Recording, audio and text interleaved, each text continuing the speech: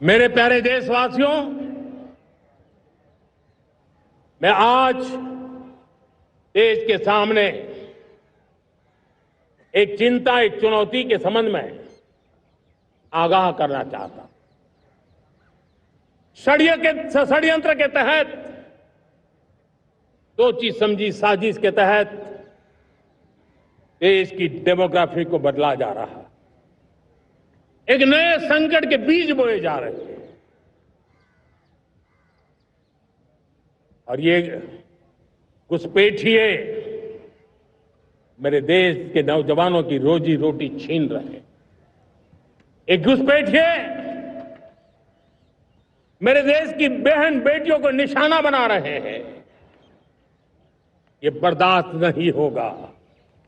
ये घुसपैठिए भोले भाले आदिवासियों को भ्रमित करके उनकी जमीनों पर कब्जा कर रहे हैं। ये देश सहन नहीं करेगा। और इसलिए मेरे प्यारे देशवासियों,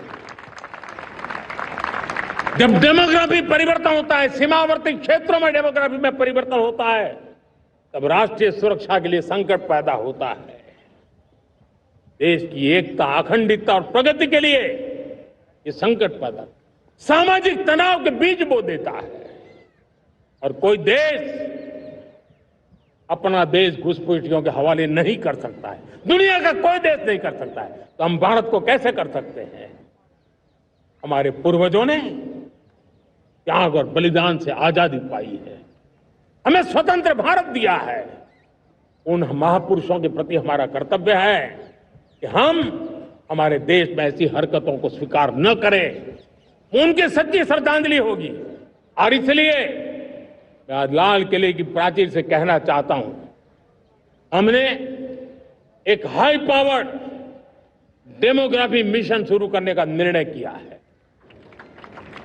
इस मिशन के द्वारा ये जो भीषण संकट नजर आ रहा है, भारत पे मंडरा रहा है जो संकट है, उसको निपटाने के लिए तय समय में सुविचारित सुनिश्चित रूप से अपने कार्य को करेगा। उस दिशा में हम आगे बढ़ रहे हैं। मेरे प्यारे देशवासियों, कल जन्माष्टमी का पावन पर्व है। भगवान श्री कृष्ण का जन्मोत्सव देश में मनाया जाता है। साथियों, जब मुझे भगवान श्री कृष्ण याद आते हैं तो हम देख रहे हैं कि पूरे विश्व में आज युद्ध के तौर तरीके बदल रहे हैं।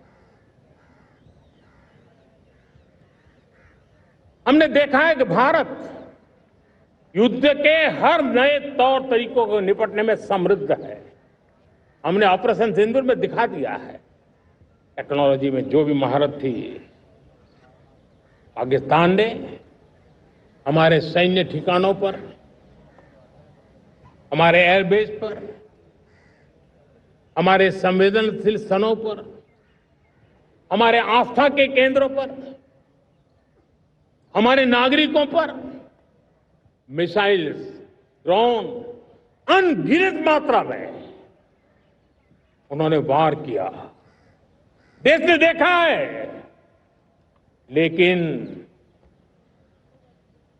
देश को सुरक्षित रखने के जो प्रयास पिछले 10 साल में हुए हैं, उस ताकत का परिणाम था कि उनके हर हमले को हमारे जाबाजों ने और हमारी टेक्नोलॉजी ने तिनके की तरह बिखेर दी।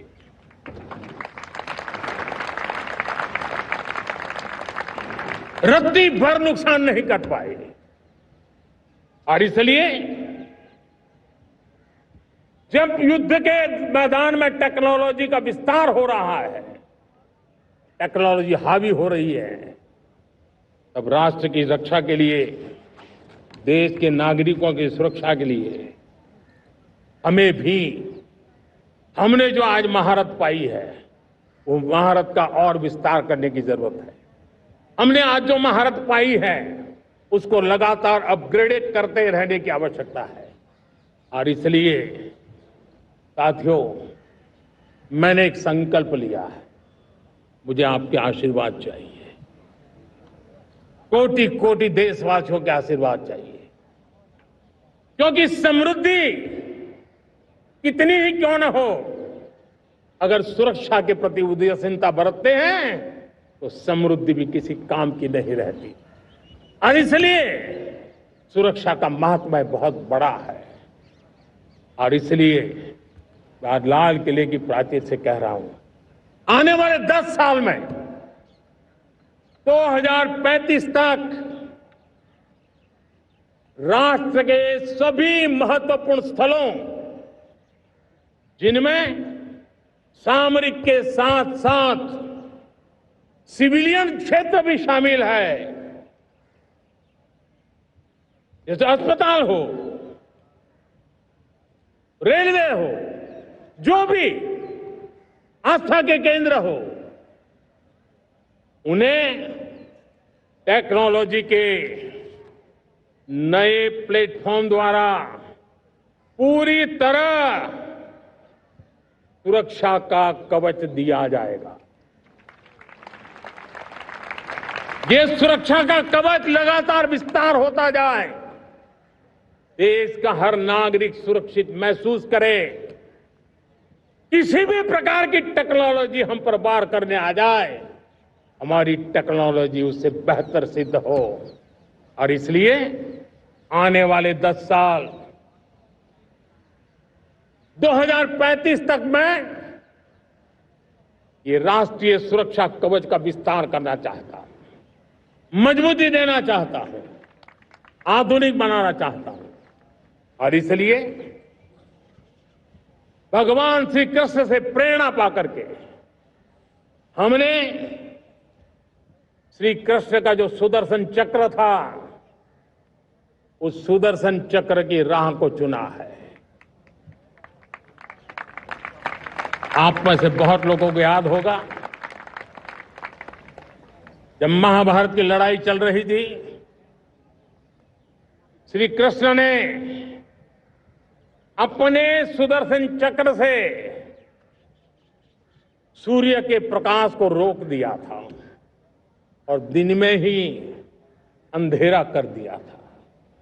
सूर्य प्रकाश को सुदर्शन चक्र से रोक दिया था। और तब अर्जुन ने जो शपथ ली थी जयद्रथ का वध करने की, उस प्रतिज्ञा को अर्जुन पूर्ण कर पाए थे।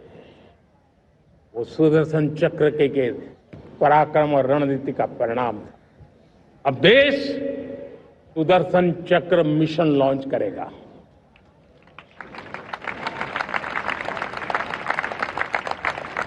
ये मिशन सुदर्शन चक्र एक पावरफुल वेपन सिस्टम दुश्मन के हमले को न्यूट्रलाइज तो करेगा ही करेगा, लेकिन कई गुना ज्यादा दुश्मन पर हिट बैक करेगा।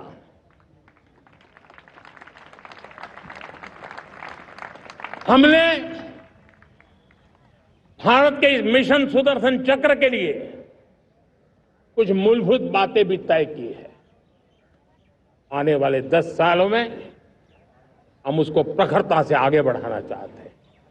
एक तो ये पूरी आधुनिक सिस्टम, इसके लिए रिसर्च, डेवलपमेंट, उसकी मैन्युफैक्चरिंग हमारे देश में ही हो, हमारे देश के नौजवानों के टैलेंट से हो, हमारे देश के लोगों के द्वारा बनी।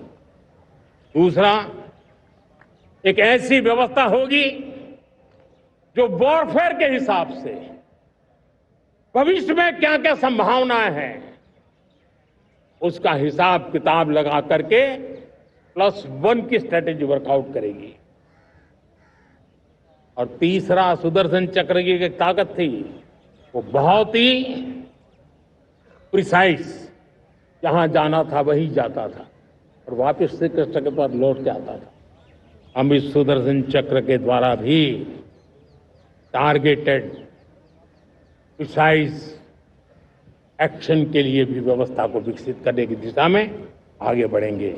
और इसलिए युद्ध के बदलते तौर तरीकों में राष्ट्र की सुरक्षा, नागरिकों की सुरक्षा के लिए मैं बड़े प्रतिबद्धता के साथ इस कार्य को आगे बढ़ाने के लिए वचन देता हूं।